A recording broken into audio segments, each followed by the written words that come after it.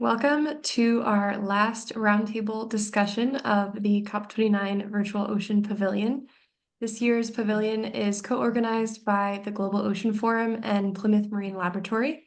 And this roundtable discussion has been facilitated by the Global Ocean Forum today. My name is Katie Mitchell. I'm a research assistant with the Global Ocean Forum, and it's my pleasure to welcome you all to this discussion.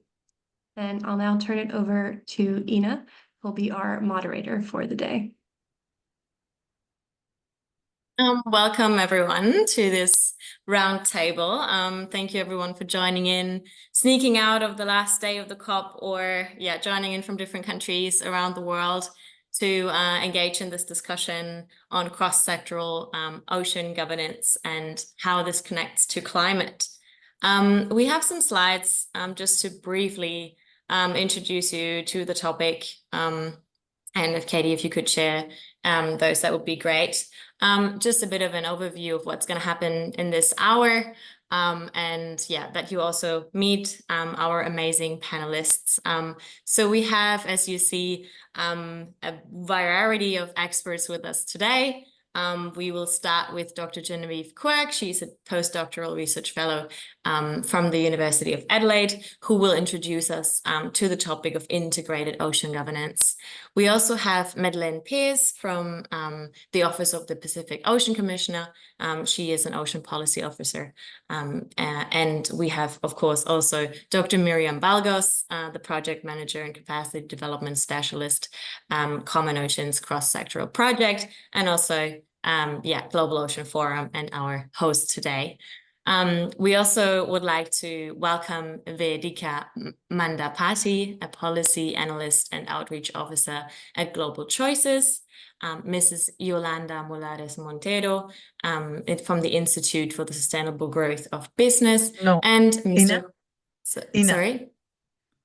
Sorry. Yes. Yeah, no. I'm representing, well, it was a mistake or something, but I'm representing here today FAO as a senior consultant for the Blue Ports Initiative.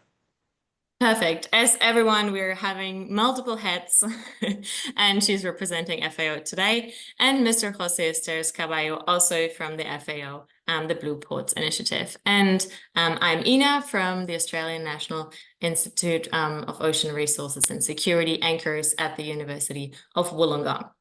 And today our topic, next slide, please. Today our topic will be the climate ocean biodiversity nexus.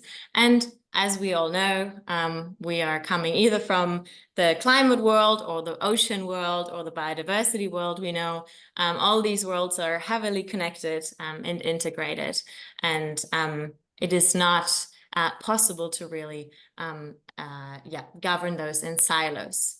Next, please. So we have obviously this connection between climate and ocean, as the ocean absorbs 25% of all carbon dioxide emissions and captures 90% of the excess heat that's generated by these emissions. Next. And also, that's my favorite, every second breath you take was generated by the ocean. As we see that those climate and ocean is in a planetary whole, inherently connected. But, next please. Also, climate change affects marine ecosystems and ocean health to a great extent, and therefore we don't only need to understand how these interactions take place, but also how our policies can actually be integrated in this regard. Next, please. Those of you that have looked into ocean governance before will know that while the ocean is connected, there are very many different actors and stakeholders at play that look into different different sectors, but also different regions of the ocean, and those will need to be coordinated and work towards a common goal. Next, please. And the BBNJ agreement, for those of you that have looked into this a little bit before, will have seen this map of the dark blue spaces being the areas beyond national jurisdiction, where this new agreement is now trying to conserve and sustainably use marine biodiversity, and looking into different areas, looking into, for example, area-based management tools, marine protected areas, environmental impact assessments, but also capacity building to enhance science cooperation and technology transfer. And next, please. This agreement is not only looking into biodiversity, but it also connects it to the climate, as it will be considered for conducting environmental impact assessments, but also when we think about how to identify marine protected areas, how to design them, how to implement them, and also when we look into capacity building, which technologies will be developed and transferred and shared to address climate change impacts on marine biodiversity. Next, please. So we see that the biodiversity agreement is heavily linked to climate, but it also strengthens international cooperation with other bodies and other, as I mentioned, those frameworks that are active in different parts of the ocean in different sectors. So it's really this opportunity to promote cooperation among these other bodies, and to also promote BBNJ objectives in other fora, and have a strengthened international cooperation in research and technology transfer. And I would really like to use this session to gather all these experts from different fields to design and create and reimagine ocean governance as we know it, to have a more integrated approach, and gather some best practice examples here and there. And with this, I would like to open it to our experts and start with Genevieve Quirk, who will introduce us to the concept of integrated ocean governance. Thank you very much. Thanks for a fabulous introduction, Ina. If you could pop the slides up, I'm actually going to use some slides too. It's wonderful to join you all here and share this conversation. And I'm really looking forward to learning from these other speakers myself. The urgency of ocean change demands transformation of the existing institutional architecture to govern our ocean planet. Next slide. The International Tribunal for the Law of the Sea recently delivered its advisory opinion on climate change, clarifying that greenhouse gas emissions are a form of marine pollution. Consequently, states are obligated under the International Convention on the Law of the Sea to take all necessary measures to prevent, reduce and control greenhouse gas pollution so it does not cause damage to the marine environment. And in response, radical interventions are needed to avert, reduce or manage climate-induced ocean change. How radical? And who should have oversight of these marine interventions? The ITLOS advisory opinion raises important questions in law regarding how state parties can fulfill their obligations under UNCLOS to future-proof the marine environment. So what are the future contours of a preventative and resilient governance architecture for our ecological security? The complex threats to the marine environment from climate change demand coordinated, transboundary responses to the impacts within and beyond national jurisdiction. Next slide. The proliferation of these institutions and legal instruments under UNCLOS present a threat to a coherent approach to addressing marine ecological security. This fragmented architecture presents a structural dilemma for an integrated approach to combating climate change, for which there are institutional solutions. The issue lies not with fragmentation. This is an inherent structural feature of the architecture under UNCLOS, but in the lack of coordination between these fragmented institutions. And if states are serious about a UN based, rules-based order, it means deeper investment is needed in the existing coordination mechanisms of this architecture. So at the international level, how have coordination mechanisms been designed to promote an integrated approach to oceans governance? Next slide. Now, this is part of the preamble to UNCLOS, and it clearly establishes an objective for an integrated approach, but not an explicit mandate. UNCLOS requires the entire system of institutions to be viewed and governed as a whole. However, an integrated approach still lacks an authoritative formulation in international law. Next slide. For which Harrison provides an illuminating explanation, and you can read that there.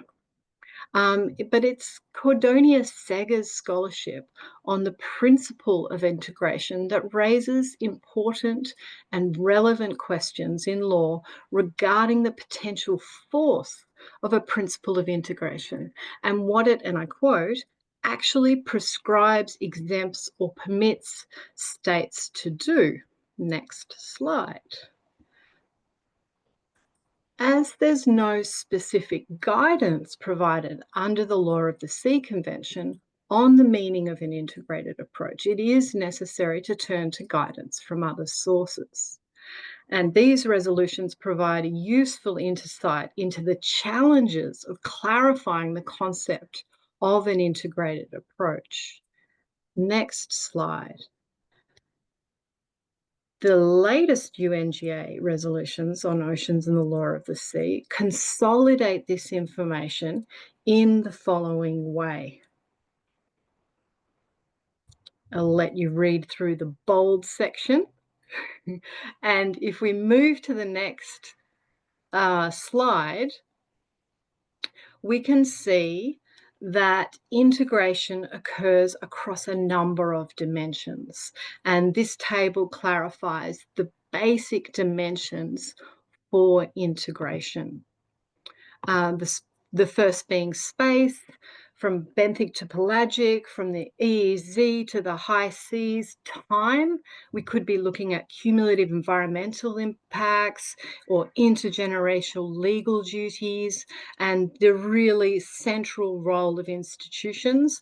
We could be looking at integration across issue areas, be they specific or cross-cutting, like marine protection or marine scientific research, the actors, anything from UN agencies to Indigenous communities and norms. And we've really seen in the ABNJ treaty the introduction of new norms for the conduct in our engagement with how the areas beyond jurisdiction are to be managed. But Professor Karen Scott emphasises, and I quote, without institutional integration between or coordination among global ocean bodies, it's unlikely that integrated ocean management can be implemented in a way that's effective and meaningful. And there is consensus in the literature that institutional coordination is a critical dimension for integrated ocean management. So in sum, these are the common qualities that unify an integrated approach under the law of the sea, and integrated ocean management can be conceptualized as, at base, an institutional approach with the integration of actors, norms, and issue areas bounded by the geographic scope and the period of oceans governance examined.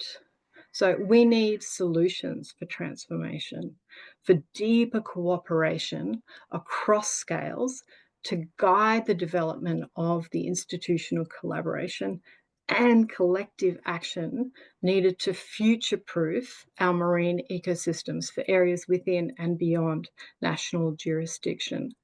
Given the urgency of the challenges of climate change to our ocean, I argue that we need to invest in the existing international and regional coordination structures like UN Oceans, like the ICP, the Regional Fisheries Bodies Secretariat Network, and the global dialogue between regional seas organisations and RFMOs. We need to invest and strengthen these established coordination mechanisms, given that the trust in the multilateral system is so weak and threatened at this time in global politics. Thanks. I look forward to hearing from the other speakers. Thank you very much, Genevieve, for this overview. And maybe we can invite our representative from the FAO. Apologies again for that mistake. From the FAO, Yolanda, would you like to share some maybe some experiences from your institution, or some best practice examples, what you've already seen in ocean governance happening? What is there already in when we look into integrated approaches? Yeah, sure. Thank you.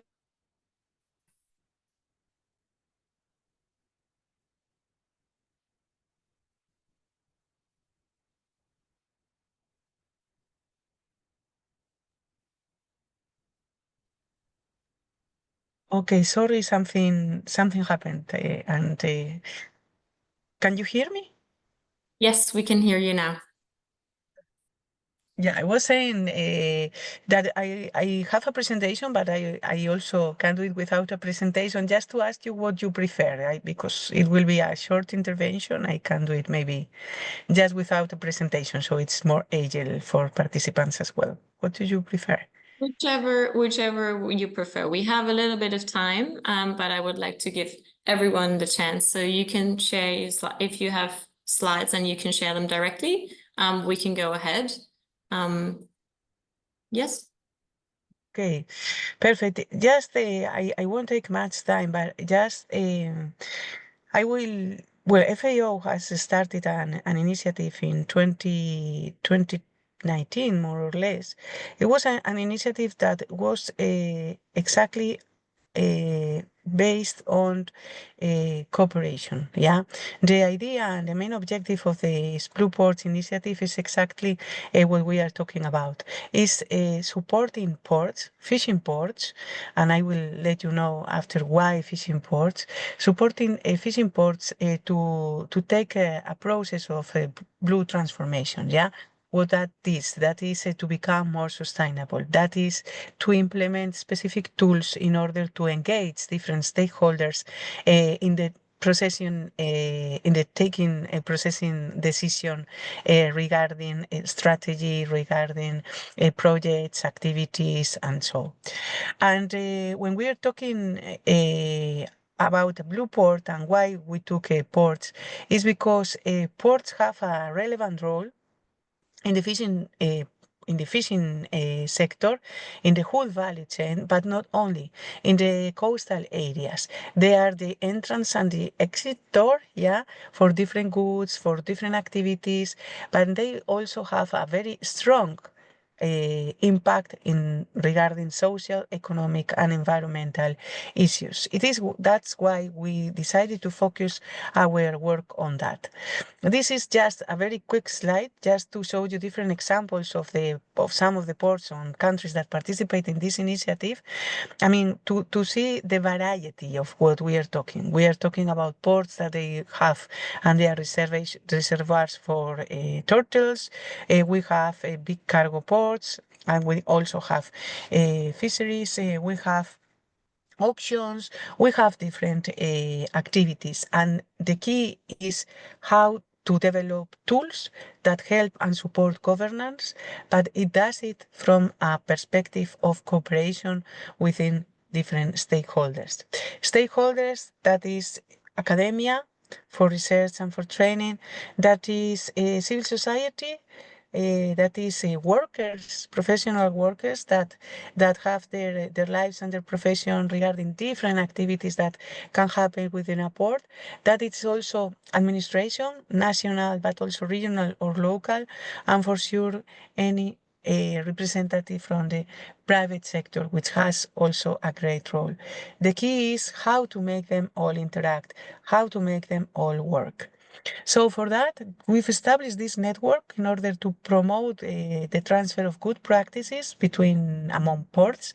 We've also started a project on capacity building, capacity building with seminars and workshops. And in fact, next week, we will have one workshop for the participants of the Port Initiative, which will be specifically focused on the role on climate change, how to work for mitigate and also for better adaptation to climate change. We also do and work with innovative tools and so. For this, we've created some working groups, and I will go directly to the one on environment, because we're talking about this today. And they have already working all together. The whole initiative has now 25 countries, Africa, Asia, and Latin America represented there. And this working group on environmental, we have the representation of about 10 countries, right? They've identified infrastructures, the need for working on new materials and design. They've identified funding, not because there's no funding available, but because it is necessary to design and to formulate projects that are also adequate for those fundings that is available. Aquatic value chains, we have to have a look all through the value chains, but with that perspective I said before, cooperation among the different stakeholders I've already mentioned, and for sure governance. It's very important that we support preparing adaptation plan. We have so many examples all over the world on what's going on, because of not having this prepared in advance. Adaptation plans, not only at the national plan level, but also sectorial level, at port levels, and for sure these schemes for multi-stakeholder cooperation through working groups, through activities, seminars, workshops, good practices, and so on. So this is just a few words. I just wait for questions as well. But this is the good practice that we would like to present. Just let's focus on one segment. Let's focus on those segments that also acquire different needs, challenges, and stakeholders. And let's focus on supporting transfer of good practices, because there are good practices. Let's do that. Let's get the best from that. And also let's focus on developing governance tools, which are designed under cooperation and co-participation schemes. Thank you very much. Thank you, Yolanda, for your insights on this. We will compile questions if there are any for the end, I would propose, and go further in our speakers list. Just checking back with Katie if we have Miriam's slides. Yes, they've now downloaded.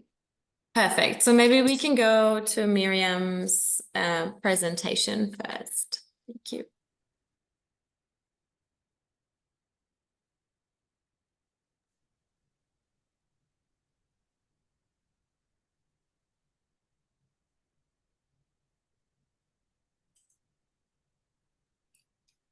Thank you, Ina. Thank you, Katie.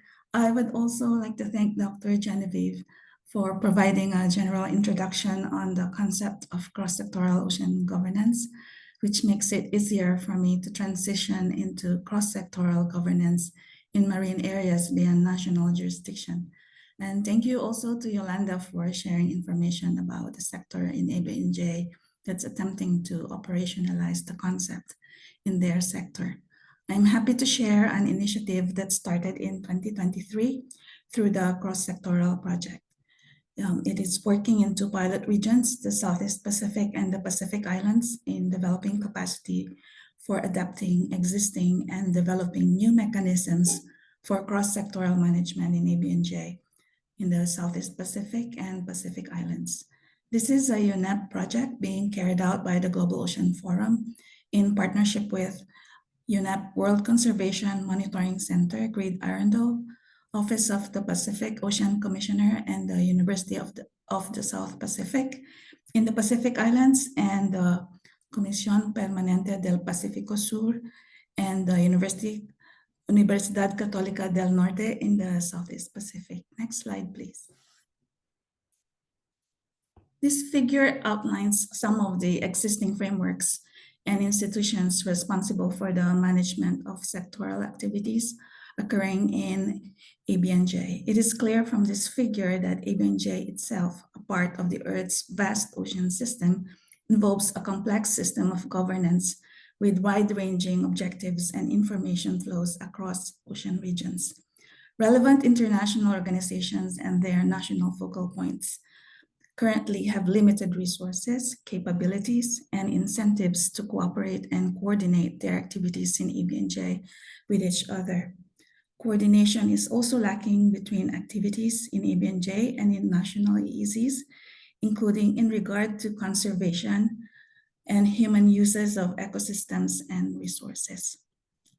Data and information on different ABNJ governance, ecosystems, uses, pressures, and impacts is inconsistent and widely dispersed, which affects access and means that some actors are not necessarily aware of the activities of another, that cumulative impacts are not effectively addressed.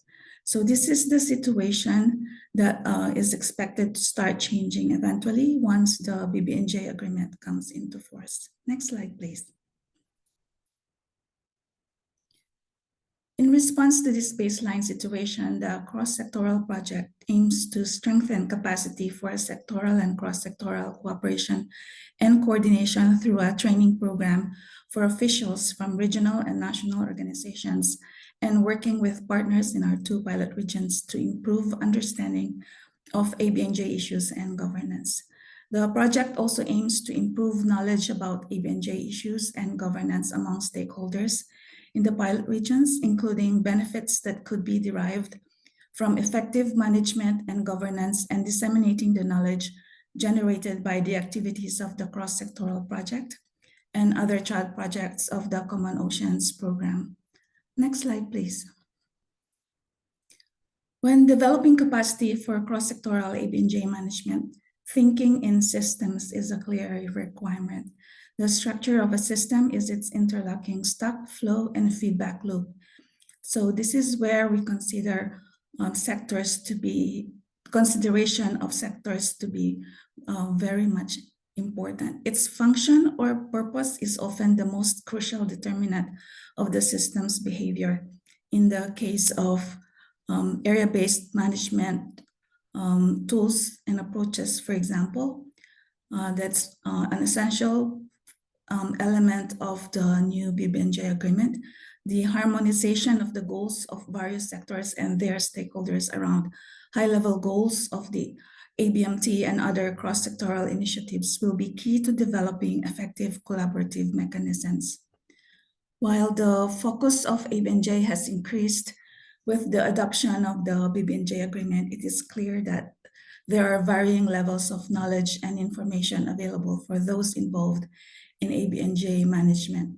It is important to acknowledge this fact so that knowledge gaps can be addressed in a timely manner. So, for example, in the context of ABNJ ecosystems, a lack of information on the potential direct harm to marine life posed by deep sea mining could prevent informed decision-making. So that's just an example. Next slide, please. The open and honest exchange of information among actors involved in ABNJ management at both regional and national levels will be critical to build capacity and implement the agreement. It is important to ensure actors and stakeholders are involved in the discussions. The cross-sectoral project aims to assist countries in its 2 pilot regions in improving understanding of ABNJ issues and governance. Next slide, please.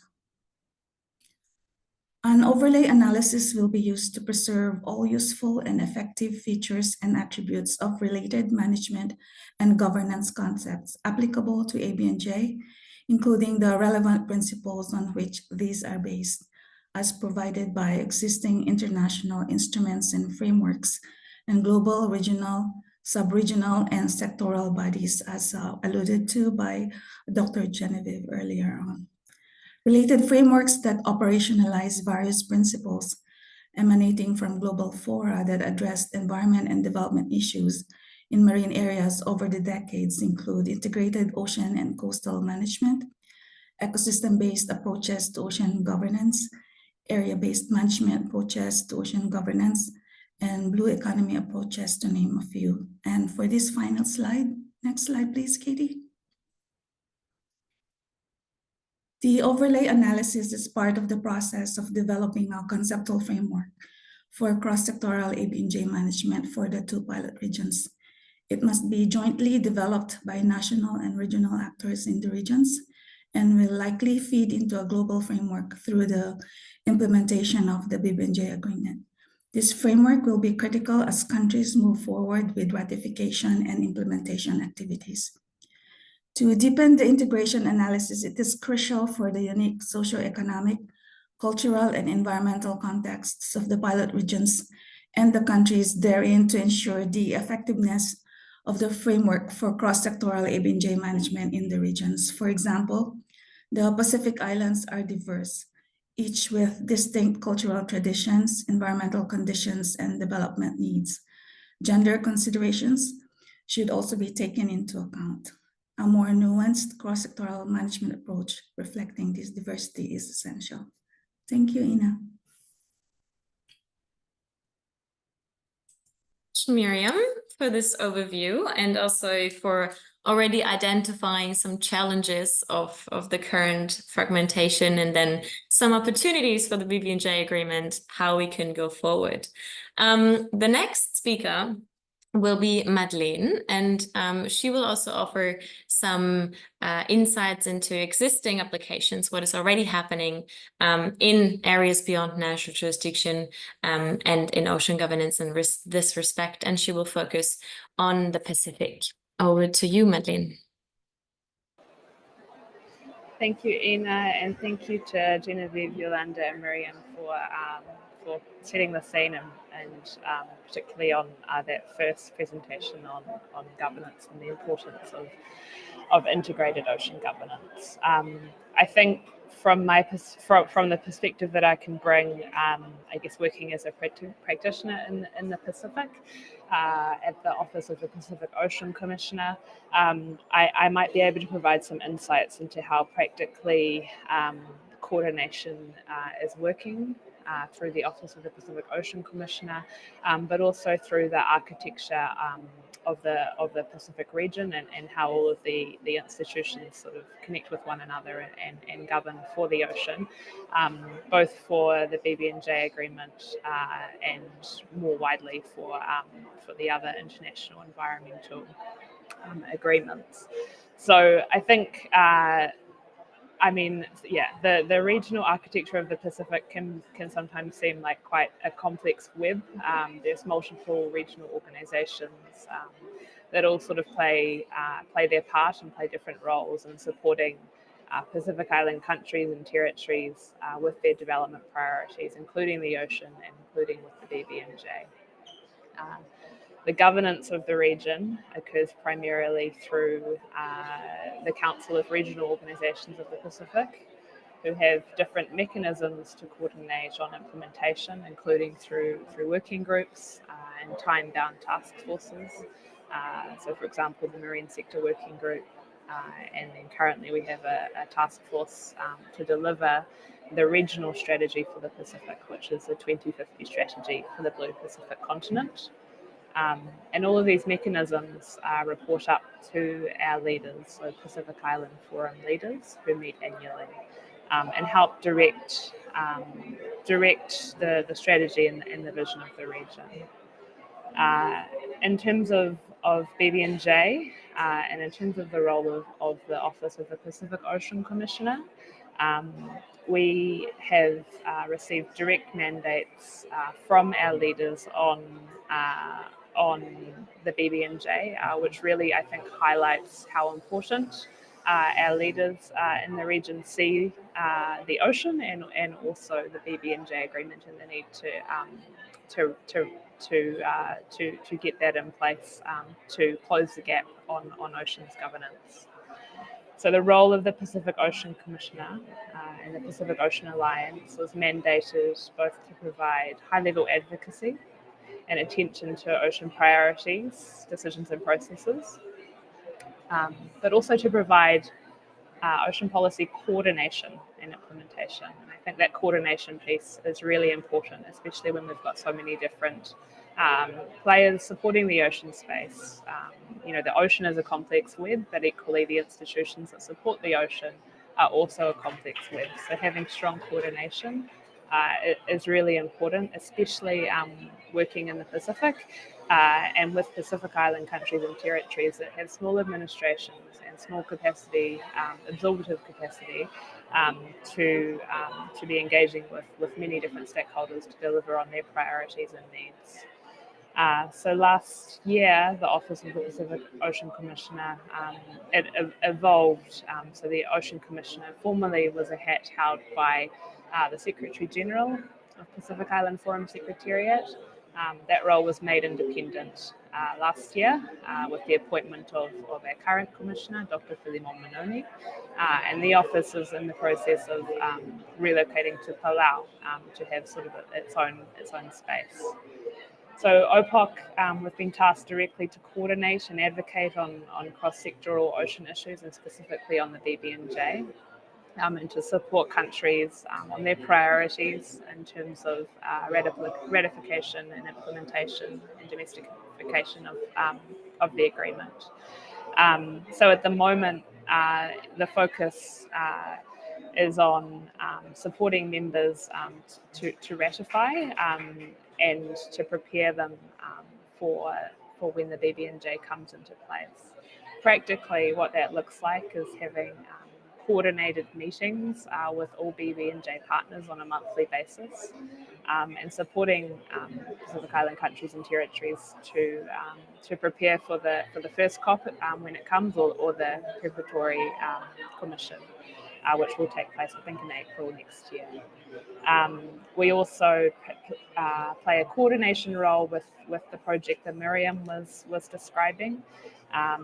And currently there's capacity needs assessment and partner and stakeholder mapping occurring under that cross-sectoral program, bringing all stakeholders together and just understanding the needs of Pacific countries and territories in relation to BBNJ, what their priorities are and where the gaps are in terms of knowledge and understanding to enable readiness for ratification and implementation.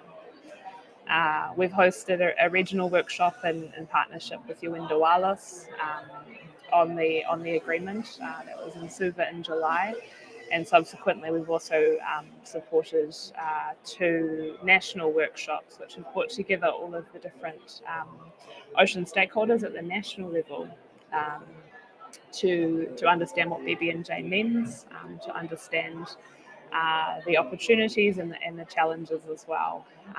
And I think, BBNJ, it requires coordination and it requires sectors to come together.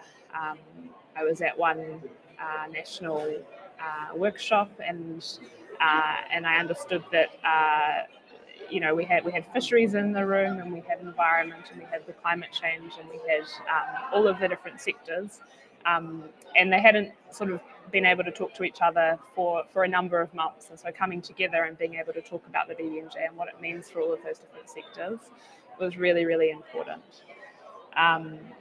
So continuing to support those national workshops and supporting our members with their needs in relation to BBNJ. I want to just really lightly also touch on some of the points that Genevieve was making around the importance of having those institutional mechanisms in place. We've seen a real growing trend in the Pacific, which I think will really support BBNJ, and that's through having and testing and building cross-sectoral ocean coordination mechanisms at the national level. So there's different governance mechanisms, such as the Oceans 12 and the Solomon Islands, the Marae Moana Coordination Office in the Cook Islands, the Fiji National Ocean Policy Steering Committee. So having these structures at the national level also enables the different ministries and departments and the different sectors to come together and to coordinate with one another. So yeah, having those public sector mechanisms and those joint goals is really important to bring the different stakeholders together, particularly for BBNJ, and more broadly for the ocean. But the final thing I thought was quite important to mention is that beyond the institutions, and particularly in small countries, like in Pacific Island countries and territories, relationships are also critical. So, we're working in environments where, small populations where everyone knows everyone. And so building trust and taking time to build trust and to get to know all of your ocean stakeholders is really important on the ground to make sure that those institutional mechanisms can also work. Because if you don't have a sort of solid foundation of trust and shared values on how to work together, then the structures that we set up, don't always necessarily work. So I think relationships and trust building is really, really important. The other thing that I just wanted to note is we hosted along with the Secretariat for the Pacific Community last month, a workshop on integrated ocean management, and we talked a lot about integrated ocean management and governance, and another really strong theme that came up from our members was looking at the traditional governance structures and the importance of looking to the past and looking at what has worked previously to resolve disputes and to collaborate and to work together. And harnessing that, because sometimes the more formal institutions don't work as well as the traditional ones. We've seen that a little bit with one of the maritime boundary disputes between Solomon Islands and Vanuatu, and we saw traditional ocean governance really come into play in resolving that dispute in 2016 after 33 years of negotiations. The traditional leaders came together and supported the resolution of that maritime boundary dispute. So I wouldn't, I think it's really important not to underestimate the value of traditional governance, and strongly emphasize the importance of relationship building, because at the end of the day, we're not necessarily managing the ocean, but we are, at the end of the day, managing people. So so relationships are critical, alongside having a strong institutional settings. I think that's everything from me. I'm happy to take questions or talk more. Thank you. Thank you so much, Madeleine, for your insights. It's great to see so much is already happening in this regard, and thank you for also stressing the national level and the trust and relationships and what it comes down to, apart from the institutional arrangements that we need to look into.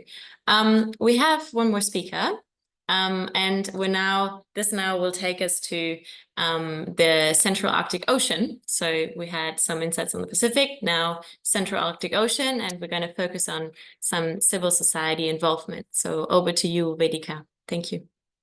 Thank you so much, Ina and Katie and everyone else, for your wonderful interventions. It's good to have some basis to work off of from those introductory presentations. Like Ina said, I will be focusing on civil society and what role we can play as the institutions are working out strengthening trust and operationalizing frameworks like the BBNJ, which have been, amazing progress, but unfortunately aren't entered into force yet, and it will take some time before those permanent pathways to protection are options everywhere. So I come from a nonprofit called Global Choices, and we are advocating for a 10-year moratorium on exploitative activity in the Central Arctic Ocean, with sort of the concept of protecting the sea ice, and that's the main system that we're aiming to protect because it serves as a global cooling system. And we like to say what happens in the Arctic doesn't stay in the Arctic. So, you know, it's a whole systems lens approach to protection. And while we would love to have a marine protected area or other area-based management in the Central Arctic Ocean, because it's a frozen ocean and an ecosystem that is rapidly disappearing, we can't necessarily afford to wait for the BBNJ to come into force, for other institutional cooperation to be strengthened. So we're taking a little bit of a different approach. We've developed our own legal text and commentary for the moratorium itself, so a vision of what the final agreement would look like. And we're not just proving as a sort of example of how civil society can theorize, but also how civil society can help move forward. So we're engaged in deep conversations with states about endorsing the moratorium in principle, that eventually will turn into negotiations for an independent treaty, with the goal that we would have 10 years of protection, which seems like that's what would be feasible given the geopolitical tensions in the region, that would ease the pathway towards permanent protection. So our moratorium is definitely cross-sectoral on the basis that this is one of the few ecosystems that hasn't been harmed by commercial activity yet. It's, of course, the ice is melting because of climate change, but there hasn't been commercial scale, shipping or oil and gas exploration, et cetera. So our criteria for which activities count as exploitative is really working not from the economic perspective, but from an ecosystem perspective. So it's looking at any commercial activity that would harm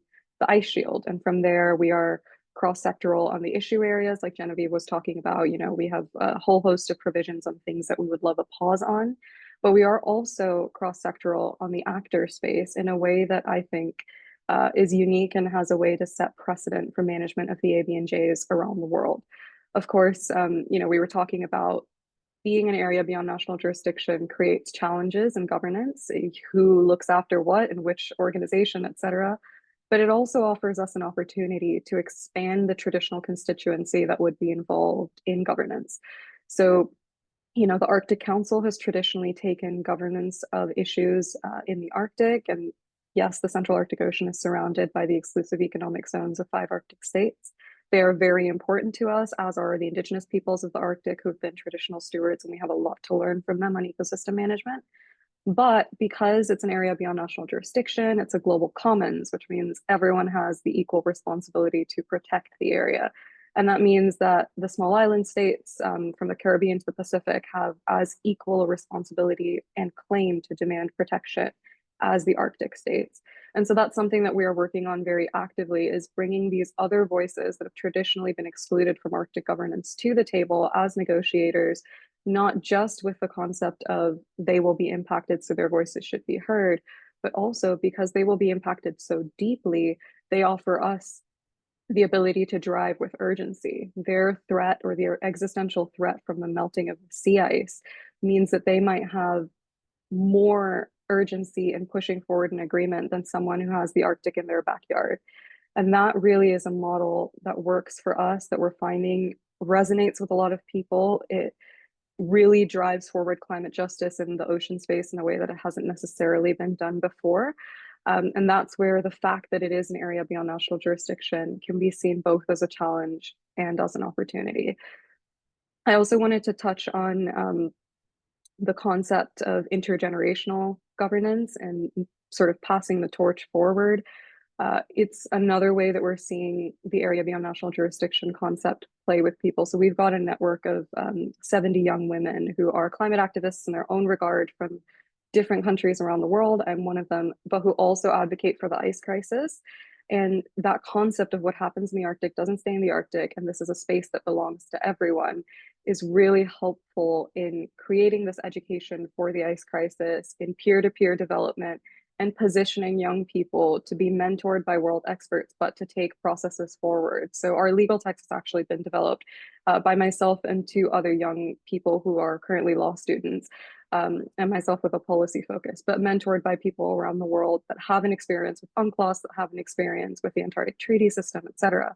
And that means that we're able to have a legal text that not only is extremely grounded in existing international law and frameworks that we know to work, but also is future fit. It looks to the future towards the rights of nature, towards incorporating indigenous ways of knowing, eventually potentially towards incorporating ecocide, so that for that period of 10 years, no matter the physical state of the ice and no matter the developments with concepts like the BBNJ or the ITLOS advisory opinion, which is very important to us, we're able to put forth a text that stands the test of time.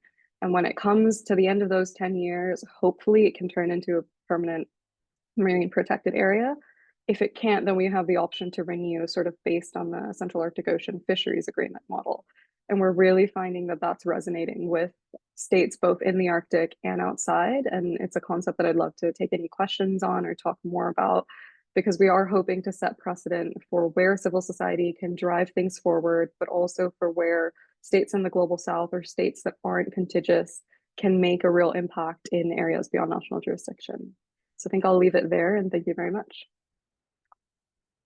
Thank you, Vedika, to also shed light on the other actors and stakeholders that might not be so prevalent in our ocean governance today, but are just as or maybe even more important to include. As I don't see any questions at this stage, but we do have a few more minutes left, I have an additional question for all of you, and maybe we can round it up and everyone can have a bit of a last input on if there's something that you would change or a bit of a wish list. What would you want to see in cross-sectoral ocean governance, or how would you reimagine the ocean governance to be if we could design a future ocean governance?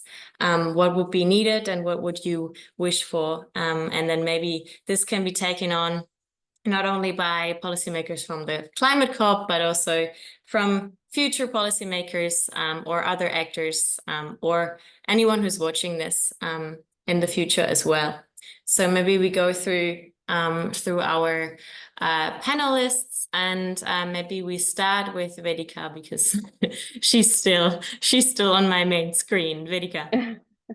Okay, well, I think it probably won't come as a surprise given what I've spoken about, but I really think envisioning a system of ocean governance where cooperation between the international institutions is quick. It's obviously still effective, but is quick and works to address challenges in real time would be fantastic. UNCLOS, as we know, was not necessarily future fit until the BBNJ came into place. So a system where we don't necessarily need to have implementing agreements continuously, but where the old agreements look to being future fit. And that means that as crises emerge, because climate change is still, going to cause unknown impacts, we're able to address those.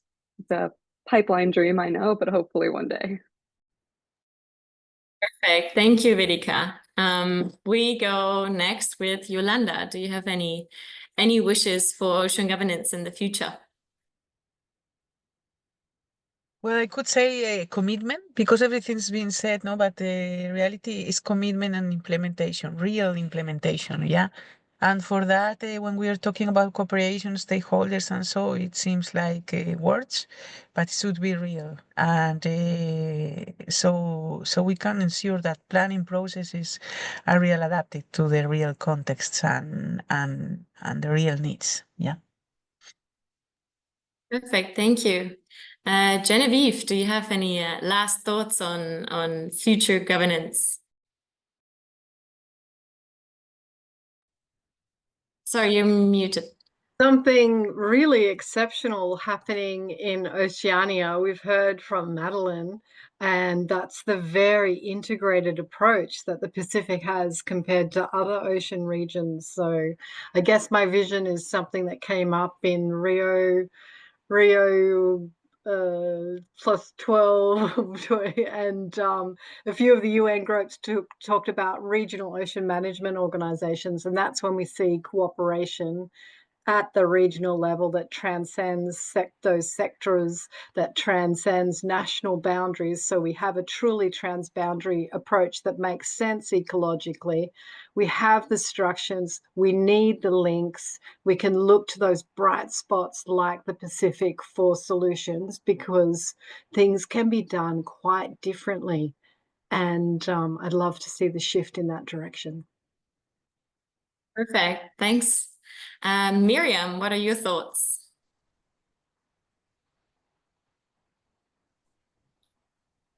Thank you, Ina. Thank you to all the panelists for all that has been shared in this roundtable so far. I think I'm going to go with the wish that stakeholders will develop the inclination and perspective that there's no other way but to be open to new concepts and to the perspectives of other stakeholders, and to accept that effective ocean governance will not happen with one individual or one organization's point of view, that everyone has to come to the negotiating table with the objective of producing an approach that would take into consideration the perspectives of various stakeholders. And I just wish that people would come to the negotiating and discussion table with just one purpose in mind, and that is to share knowledge and to share insights and to be open to others' knowledge and insights as well. I think that should be the beginning of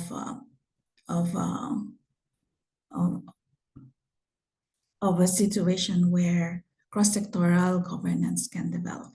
So I think that's my wish. Thank you. It's Miriam. And Madeleine, last but not least, what would you wish for ocean governance? Thank you. For ocean governance, I think for the people working in ocean governance, to all have, I guess, a shared commitment to working together, to move away from competition to working together on shared goals. To also have, I think, the boldness to listen deeply, and to make adjustments when things are not quite on track. And I think maybe finally to work at the pace of the stakeholders that are needing the support the most, and being willing to adjust course as necessary. I think that would be my biggest ideal vision for ocean governance. Thank you. And this leaves us at the end of a wonderful roundtable. I also would like to see a more integrated approach as in humans and nature, and how we relate to nature and see us not as separate to nature. Yeah, these were wonderful insights, and I want to thank the organizers, and I want to thank all of the panelists that came and shared the insights, and of course all the listeners as well. And I will pass it on to Miriam and Katie for some last remarks, and thank you very much to all of you. I will leave the last word to Katie, but I just would love to thank you so much, Ina, for taking the leadership in helping us organize and moderating this roundtable. Thank you so much. Over to you, Katie, please. Thanks all around. This was a really engaging and insightful discussion. Really appreciate all of our speakers who brought perspectives from different sectors and different parts of the world. And I want to encourage everyone to continue this conversation. We have a chat through the Virtual Ocean Pavilion platform, and also an open-ended roundtable that is accessible to all our attendees at any time. And we have many other events and features available through the platform as well. Lots of great resources and tools for practitioners, for those working in and around ocean governance and around ocean and climate issues in general. So with that, we can close this roundtable discussion. Thanks again to all of our panelists, and of course, Ina for moderating. And we appreciate the support for this year's COP29 Virtual Ocean Pavilion.